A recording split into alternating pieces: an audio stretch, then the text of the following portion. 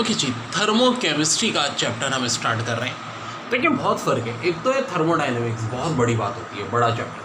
Heat से relate कोई भी चीज़ हो थर्मोडाइनमिक्स कहलाती है। और थर्मोकेमिस्ट्री खाली क्या होती है? हीट का इन होना या हीट का आउट होना। तो एक ग्रीक लेटर है एंडो जिसके मीनिंग होते हैं इन, एक ग्रीक लेटर है एक्सो जिसके मीनिंग होते हैं आउट। अगर रिएक्टेंट में आप हीट प्लस करते हैं और प्रोडक्ट बनती है तो एंडोथर्मिक, जिसको हम डेल एच पॉजिटिव से जाहिर करते हैं। और अगर रिएक्टेंट से प्रोडक्ट और हीट निकल रही है तो ये एक्सोथर्मिक, जिसे हम डेल एच नेगेटिव से जाहिर करते हैं। फोटोसिंथेसिस हो गया, थर्मल डिकम्पोजिशन हो गया, या NH4Cl सॉलिड फॉर्म से NH4Cl एक्वस हो रहा है, तो ये सारे के सारे क्या कहलाते हैं? एंडोथर्मिक। और एक्सोथर्मिक में रिस्पायरेशन होता है, बर्निंग ऑफ एनी फ्यूल होता है, या एसिड बेस से सॉल्ट और वाटर बनना है, तो ये भी क्या कहलाता है? एक्सोथर्मिक। तो बच्चों ये हमारी बिल्कुल बेसिक है एक्सोथर्मिक एंड एंडोथर्मिक की। एग्जाम्पल आ सकती हैं कि जी फोटोसिंथेसिस, थर्मल डिकम्पोजिशन और NH4Cl सॉलिड से अगर एक्वस हो रहा है तो ये किसकी एग्जाम्पल है? एंडो की, एक्सो की? तो जनाब ये सारी एंडो की है। अब बर्निंग ऑफ एनी फ्यूल से मुराद लाइक CH4 का O2 में बनना, ठीक है। थर्मल डिकम्पोजिशन जैसे कि अमोनिया, नाइट्रोजन और हाइड्रोजन में ब्रेकअप होता है। तो ये है हमारा एंडोथर्मिक एंड एक्सोथर्मिक। अस्सलाम वालेकुम। बहुत अहम टॉपिक है एक्सटेंसिव और इंटेंसिव प्रॉपर्टी। अब देखो एक्सटेंसिव प्रॉपर्टी हम कहते हैं dependent on matter. E for extensive, D for dependent. D और E एक दूसरे के पड़ोसी हैं। एग्जाम्पल में वॉल्यूम है, मास है, इंटरनल एनर्जी है, एंट्रोपी है, गिब्स फ्री एनर्जी है, ये सब होती क्या, इनको हम बाद में एक्सप्लेन करेंगे। और इंटेंसिव प्रॉपर्टी नॉट डिपेंडेंट या इंडिपेंडेंट। देखो IN से इंटेंसिव की स्पेलिंग है और IN से इंडिपेंडेंट की है। मैटर है, प्रेशर है, डेंसिटी है, विस्कोसिटी है, कंसनट्रेशन है, मेल्टिंग पॉइंट है, बॉइलिंग पॉइंट है। इसमें से सवाल बड़ा आसान होता है। एग्जाम में पूछते हैं कि भाई इनमें से एक्सटेंसिव प्रॉपर्टी कौन सी है, इनमें से इंटेंसिव कौन सी है। ये जो एनर्जीज़ आ रही हैं, internal energy, entropy, Gibbs free energy और मास वॉल्यूम, तो आसान है, ये बस जहन में रख लो कि ये डिपेंडेंट है। बाकी फिर ज़ाहिर है इंटेंसिव है, ठीक है जी। और जो डिपेंडेंट है वो सारी एक्सटेंसिव। एक होता है ओपन सिस्टम, एक होता है क्लोज सिस्टम। ओपन सिस्टम उसको कहते हैं जिससे से मास और एनर्जी दोनों पास हो जाए। वैसे सिस्टम क्या होता है? अगर मैं अपने रूम को बोलूँ तो एक सिस्टम है। हमारा सोलर सिस्टम भी एक सिस्टम है।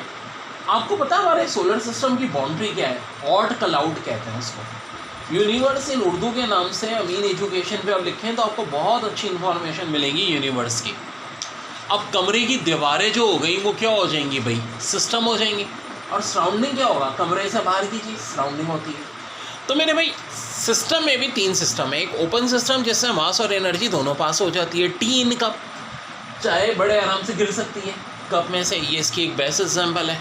क्लोज सिस्टम जिससे से मास पास ना हो, एनर्जी हो जाए, जैसे कि केटल में जब टी होती है, केतली में से बहुत मुश्किल होता है गिरना अगर आप गिराएं नहीं जानबूझ के किसी के ऊपर, ठीक है जी। तो भाप अलबत्ता उसमें से निकल रही होती है। और एक होता है आइसोलेटेड सिस्टम, ना मास निकल सके ना एनर्जी।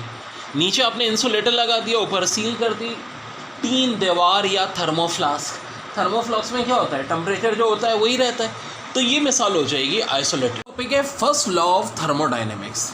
देने वाले हेल्महोल्ट्ज साहब कब दिया था? 1847 में।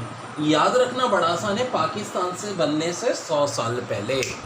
ओके जी। ये कहता है Q equal to E plus W। E बोले तो इंटरनल एनर्जी, W बोले तो वर्क। Q से मुराद है अमाउंट ऑफ हीट सप्लाई। अब E बराबर Q माइनस W भी हो सकता है। न्यूमेरिकल में हम अक्सर यही मैथमेटिकल इक्वेशन लेते हैं। न्यूमेरिकल में ट्रिक्स भी हैं, सब कुछ है। हैसेस लॉ में खासकर शॉर्ट ट्रिक्स बहुत है बच्चों। अब 1 जूल्स बराबर होता है 1 न्यूटन मीटर, यानी 10 की पावर 7 अर्थ। ये MCQs बहुत आती है कि 1 जूल या न्यूटन मीटर में कितने अर्थ्स होते हैं? 10 की पावर 7 या 0.239 कैलोरी। और एक कैलोरी में कितने जूल्स होते हैं? 4.18 जूल या 4.18 इंटू 10 की पावर 7 अर्थ्स। ऐसे एक MCQs बहुत आई है, जबकि ये इतना कॉमन यूनिट नहीं है। 1 लीटर एटमॉस्फेयर बराबर होता है 24.22 कैलोरी के बच्चों। अब देखें कुछ बची कुची बातें। एक चीज़ कहलाती है मैक्रोस्कोपिक प्रॉपर्टी। वो प्रॉपर्टी जिनको हम बहुत ज़्यादा पढ़ते हैं, pressure, temperature, volume. Big three कह लें, हर चीज़ के बिग थ्री होते हैं। तो तो कभी आ जाएंगे मैक्रोस्कोपिक प्रॉपर्टी की मिसालें, तो PTV याद रखें ना, बिटावा टीवी हमारा प्रेशर टेम्परेचर वॉल्यूम, और छोटी छोटी बातें, आइसोथर्मल प्रेशर टेम्परेचर कांस्टेंट। अब देखो आइसोबैरिक आइसोकोरिक में बच्चे परेशान हो जाते हैं। तो आइसोबैरिक की स्पेलिंग में देखो B आता है और यहाँ पे P आता है, B और P भाई भाई, तो प्रेशर आइसोबैरिक हो जाएगा। तो जो बचा आइसोकोरिक वो वॉल्यूम हो गया, और एडियाबैटिक Q हो जाएगा। ठीक है बच्चों, अब कल इंशाल्लाह बहुत इंपॉर्टेंट टॉपिक कराना है हेसेस लॉ, उसकी शॉर्ट ट्रिक भी बहुत है, और ज़ाहिर है मैंने कल के लेक्चर सेंड कर दिए, परसों के भी कर देता हूँ, वो आप टेंशन ना लें। एक इम्पॉर्टेंट बात ये कि कल इंशाल्लाह चैप्टर 1 फर्स्ट ईयर केमिस्ट्री की भी मैं आपको टेस्ट मॉर्निंग में इंशाल्लाह सेंड कर दूँगा, और उसका सोल्यूशन भी डाल देंगे। ठीक है, इसी तरह डेरिवेटिव का टेस्ट और सोल्यूशन भी। कभी लाइट का प्रॉब्लम हो जाता है तो बच्चों फिर ज़ाहिर आगे पीछे भी हो जाता है स्केचुअल, वो आप टेंशन ना लो। इसमें ये तो फ़ायदा है कि आपके पास रहेंगी चीज़। कल का स्केचुअल 3 से 4 इंशाल्लाह इंग्लिश, 4 से 6 डेरिवेटिव इंटीग्रेशन की एप्लीकेशन मैथ्स वालों के लिए, और 6 से 8 वेक्टर। जनाब वेक्टर फिज़िक्स और मैथ्स दोनों के लिहाज से बड़ा इंपॉर्टेंट है, और इंशाल्लाह 8 से 8:15 8:20 जो हेसेस लॉ बचा हुआ टॉपिक है वो इंशाल्लाह हम कवर करा देंगे। अभी 9 से 10 में जनरल मैथ्स होगी इंशाल्लाह। जनरल मैथ्स की वीडियो भी मैं भी सेंड कर रहा हूँ, वो सब उन लोगों को बच्चों देनी है। दाऊद में आ चुकी है पिछले साल, नस्ट में वैसे अलग से सेक्शन नहीं है, लेकिन IQ के साथ दे देते हैं। फास्ट में आती हैं ये। NED का अगर आपको टेस्ट देना है या KU का देना है तो जनरल मैथ्स की ज़रूरत नहीं है। जनरल मैथ्स से मुराद होती है परसेंटेज प्रॉफिट लॉस, और इंजीनियरिंग मैथ्स ये आपकी इंटीग्रेशन डेरिवेटिव। ओके बच्चों, ओके जी। First law of thermodynamics E = Q - W। अभी कुछ बड़ी है MCQs। एक कहलाता है QB, amount of heat supplied constant volume, ये डेली के बराबर होता है, और एक कहलाता है QB, amount of heat supply at constant pressure, जो कि डेल H के बराबर होता है। डेल H बराबर होता है E + P del V के। अब देखो डेल H क्या है, ये वर्क फंक्शन है। वर्क फंक्शन और क्वांटिटी में क्या फ़र्क होता है, एनर्जी क्वांटिटी है, प्रेशर क्वांटिटी है, वॉल्यूम क्वांटिटी है, लेकिन दो क्वांटिटीज़ का प्रोडक्ट, तीसरे का सम, ये इस तरह की चीज़ कहलाती है वर्क फंक्शन। एनी हाउ, अब न्यूमेरिकल जो आएगा, ये आए हैं, ये पास पेपर में आया हुआ है। 840 जूल्स हीट एब्जॉर्ब होने का मतलब है Q की वैल्यू हम +840 लेंगे। 300 joules work done by system, W हम -300 लेंगे। ये फार्मूला होता है E = Q - W, Q की जगह 840, W की जगह -300, माइनस प्लस 1140 जूल्स। ये आपका आंसर हो गया। एक और ऐसे बड़ा प्यारा सवाल है, 1000 calorie of heat is release 4। अब रिलीज़ का मतलब क्या है, Q की वैल्यू में माइनस लूँगा जना, and 400 calories were done by system, W की वैल्यू पॉजिटिव लूँगा। अब देखो इस फार्मूले में पुट करेंगे, Q की जगह -1000, W की जगह +400। -1000 और -400 का मतलब है -1400 कैलोरी, यानी इंटरनल एनर्जी की दफ़ा डिक्रीज़ हुई है। कल कल को 1400 कैलोरी के 2 ऑप्शन हो, एक में इंक्रीज़ हो एक में डिक्रीज़, तो है डिक्रीज़ हुई है, और ऊपर क्या हुई थी, इंक्रीज़। बच्चों देखिए बड़ा है, 2 carbon + 2 H2 + O2 CH3 COOH del HF। सो आपको न्यूमेरिकल कैसे, ये इक्वेशन दी हुई है और आपसे हीट ऑफ फॉर्मेशन पूछा है। ऐसे 4 इक्वेशन दी हुई है, और पहली इक्वेशन की आपको हीट ऑफ फॉर्मेशन पूछी जाएगी, सेकेंड इक्वेशन में कार्बन डाइऑक्साइड, थर्ड में वाटर। अब मैजिकल ट्रिक क्या है, इंटर का लंबा चौड़ा मेथड नहीं करना। देखो इधर हमेशा इक्वेशन 2 थोड़ा करीब मिलोगे, और 3 से मैं एक नई इक्वेशन बनाऊंगा जो कि कहलाएगी 5। जैसे 5 में से 4 माइनस करूँगा, मेरे पास क्या आ जाएगी, 1 आ जाएगी। सो बड़ी सॉलिड ट्रिक है। अब इसमें हम खेल क्या करेंगे, हम ये लास्ट इक्वेशन की कार्बन डाइऑक्साइड लिखेंगे, कितने हैं, 2। कार्बन डाइऑक्साइड के लिए -394 को मैं मल्टीप्लाई कर दूँगा, वाटर के लिए -286 है, इसको भी मल्टीप्लाई किससे कर दूँगा। अब ये जब होगा मेरे पास ये आ जाएगा -680, इन दोनों का सम 2 से मल्टीप्लाई कर दूँ, -136। बायो वाले एक बात समझ, दोनों तरीके से हो सकता है सर। हम ये भी कर सकते थे कि पहले इसको 2 से मल्टीप्लाई करते हैं, इसको 2 से मल्टीप्लाई और आंसर ऐड अप कर देते हैं, लेकिन चूँकि दोनों को 2 से मल्टीप्लाई करना है तो देखो कैलकुलेशन आसान क्या होगी कि मैं पहले दोनों को प्लस कर लूँ, -680 आ गया, फिर 2 से मल्टीप्लाई। कहने को एक स्टेप है, लेकिन ये एक स्टेप आपके लिए बड़ा कीमती देता है टाइम बचाने। ये आपका रिजल्ट आ गया। ये क्या आ गई, इक्वेशन 5 की। 5 में से हमें क्या करना होगा, 4 माइनस Minus. करनी होगी। जैसे 5 में से 4 माइनस करेंगे आंसर आ जाएंगे। अब देखो 4 की वैल्यू क्या था, -870।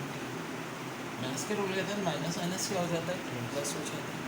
-1360 में से 870 माइनस करें, -490। ये क्या आ जाएगी हमारे पास, डेल एच एफ की वैल्यू, यानी कि हमारा आंसर आ गया। ठीक है, तो इस तरह के और भी न्यूमेरिकल हम करते हैं बच्चों, ताकि प्रैक्टिस हो जाए।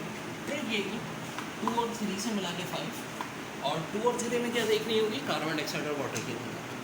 जैसे कि कार्बन डाइऑक्साइड 2 है तो कार्बन डाइऑक्साइड वैल्यू को 2 से मल्टीप्लाई, वाटर भी 2 है तो वाटर की वैल्यू से 2 से मल्टीप्लाई। ठीक है, और अच्छा चार्ट है, पूरा एक सम अप हम इससे कर लेते हैं एक्सोथर्मिक और एंडोथर्मिक का।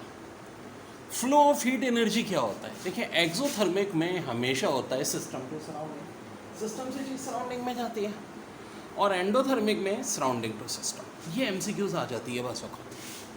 टेम्परेचर ऑफ सराउंडिंग क्या होता है भाई, एक्सोथर्मिक में इंक्रीज, एंडोथर्मिक में डिक्रीज। बहुत इंपॉर्टेंट एमसीक्यूज ऐसा आएगा सवाल कि जी टेम्परेचर ऑफ सराउंडिंग कहाँ इंक्रीज होता है, एक्सोथर्मिक में, एंडोथर्मिक में, एक्सोथर्मिक का इंक्रीज होता है, एंडोथर्मिक का डिक्रीज, इस तरह ऑप्शन देंगे। तो जी एक्सोथर्मिक का इंक्रीज होता है, एंडोथर्मिक का डिक्रीज होता है। और टेम्परेचर ऑफ सिस्टम ये अब उल्टा होता है, एक्सोथर्मिक का डिक्रीज और एंडोथर्मिक का इंक्रीज। ऑसम एमसीक्यूज बच्चों। फिर एनर्जी ऑफ प्रोडक्ट, हाँ जी एक्सोथर्मिक की लो, एंडोथर्मिक की high. Energy of reactant, exothermic की हाई, एंडोथर्मिक की low. Strength of bond in product, जी एक्सोथर्मिक की स्ट्रॉन्ग, एंडोथर्मिक की weak. Strength of bond in reactants, जी एक्सोथर्मिक की वीक, एंडोथर्मिक की स्ट्रॉन्ग। वेल एंथैल्पी चेंज की अगर बात करें तो एक्सोथर्मिक में नेगेटिव, एंडोथर्मिक में पॉजिटिव। अब देखें एग्जांपल्स, ये जो रेस्पायरेशन का प्रोसेस होता है, देखिए एक तो ये कार्बन और O2 बन रहे हैं, CO2 एक्सोथर्मिक। रेस्पायरेशन, ये शुगर से कार्बन डाइऑक्साइड वाटर, ये भी एक्सोथर्मिक में आता है। ठीक है, न्यूट्रलाइजेशन भी एक्सोथर्मिक में आता है, एसिड और बेस से सॉल्ट और वाटर बनना। और ये देखें एंडोथर्मिक, H पॉजिटिव आ रहा है। थर्मल कंपोजिशन हो किसी भी चीज़ का हमेशा एंडोथर्मिक में आता है। अब ये डिजॉल्विंग में NH4Cl सॉलिड था, एक्वस हो गया, तो ये भी किस में आएगा भाई, एंडोथर्मिक में ही आएगा। जो बड़ा इंपॉर्टेंट है लॉ का account numerical, carbon plus 2L बना रहा है CH4 और डेल एच एफ पूछ रहे हैं, वही बात इक्वेशन बनता चाहिए, carbon O2 CO2 del H -394। तो ये वैल्यू याद हो जानी चाहिए, रटने की जरूरत नहीं है। कार्बन डाइऑक्साइड की वैल्यू -394 बार बार आ रही है, वाटर की वैल्यू -26 बार बार आ रही है। अब CH4 प्लस 2O2 CO2 और 2H2 बनाता है, एनर्जी 890 दे रहा है। आपसे फर्स्ट की इक्वेशन पूछ रहे हैं, वही ट्रिक होगी, 2 और 3 से हम मिलाएंगे 5 में से 4 माइनस करेंगे 1। अब देखो कार्बन डाइऑक्साइड कितने हैं, फाइनल इक्वेशन में देखो ठीक, कार्बन डाइऑक्साइड की वैल्यू जो -394 है, इसे 1 से मल्टीप्लाई करेंगे, तो 1 से मल्टीप्लाई ना भी करो कोई फर्क नहीं पड़ता। वाटर की वैल्यू -26 को 2 से मल्टीप्लाई करेंगे, जब 2 से करोगे -572 होगा, इसमें -394 करो, 4 और 2 6, 9 और 7 16, 1 कैरी कर लो, -966। और -890 इसमें से करोगे, तो प्लस हो जाएगा। 966 में से 890 का लग गया -76 किलो जूल पर मोल, -76 किलो जूल पर मोल, और यही आपका आंसर है। 2C + 3H2C2H6। देखिए पूरी क्वेश्चन को सॉल्व करने के चक्कर में ज़रूरत ही नहीं, हमें तो अपना टारगेट करना ज़रा है। एप्टीट्यूड टेस्ट है, C + O2 CO2 del H -394 है, H2 + half O2 H2O del H -286 kilo joule पर मोल है। तो आपसे पूछ रहे हैं कि बताओ भाई heat of formation del HF क्या होगी। सो इसके लिए फिर वही बात, CH4 + 2O2 2CO2 + 3H2, ये हमारा होगा। कार्बन डाइऑक्साइड वाली वैल्यू को 2 से मल्टीप्लाई करेंगे, वाटर वाली वैल्यू को 3 से मल्टीप्लाई करेंगे। ओके, अब यह मल्टीप्लिकेशन आपको करनी पड़ेगी। सो -394। अब देखो बायो वाले एक बात सुनो, 400 का मतलब क्या होता है, 400 - 6 मैं ऐसे भी कर सकता हूँ, 400 टू सा 800, 6 टू सा 12, माइनस कर लो 788, जो आपको तरीका आसान लगे। अगर वही नॉर्मल मेथड आसान लगता है तो उससे वो इतना मुश्किल नहीं है। जैसे कि नॉर्मल मेथड के 3 6 18 होता है तो 8 लिख दिया बन जाएगी, 3 8 24 होता है, कैरी वाला कर लिख दिया 5 तो 2 8 5 8 एडअप कर लो, जो भी रिजल्ट आएगा उसमें से इसको माइनस कर लेंगे और आंसर आ जाएगा। ठीक है बच्चों, इसके बाद हमने जब दोबारा सिलसिला शुरू किया बहुत डिटेल में जाना है, और डेली हम जो है केमिस्ट्री भी निपटानी है, फिजिक्स भी, मैथ्स भी, इंग्लिश भी, जैसे आप कर रहे थे। हैसस लॉ का टॉपिक बता रहा हूँ, उतर गया। ए से बना बी, मिड चाहिए थी डेल एच, बी से बना सी, मिड चाहिए डेल एच, सी से बना डी, मिड चाहिए डेल एच, और डायरेक्ट ए से डी बना तो भी डेल एच, तो डेल एच बराबर किसके होगा, del H 1 plus del H 2 plus del H 3। अब इसी टॉपिक की जो न्यूमेरिकल्स हैं वो बड़ा इंपॉर्टेंट है और उसमें मैजिकल ट्रिक भी मेरी यूज़ होंगी। अब देखो इसमें बड़ा इंपॉर्टेंट कॉन्सेप्ट है हीट ऑफ फॉर्मेशन। ये क्या होता है? देखो कार्बन और ऑक्सीजन से कार्बन डाइऑक्साइड में कितनी हीट ऑफ फॉर्मेशन है, -394 किलोजूल पर मोल। H2 और हाफ O2 बना, वाटर बना, कितनी हीट ऑफ फॉर्मेशन है, -286 किलोजूल पर मोल। ये भी जेड में आ चुका है कि कार्बन डाइऑक्साइड की हीट ऑफ फॉर्मेशन कितनी होती है, -394। और दूसरी बहुत जो इम्पोर्टेंट है जेड में वाटर की कितनी है, -286 किलोजूल पर। ये तो हो गई एसएस लॉ की बेसिक डेफिनेशन। आगे चल के हमने इसके मैजिकल न्यूमेरिकल्स भी करने हैं, ठीक है।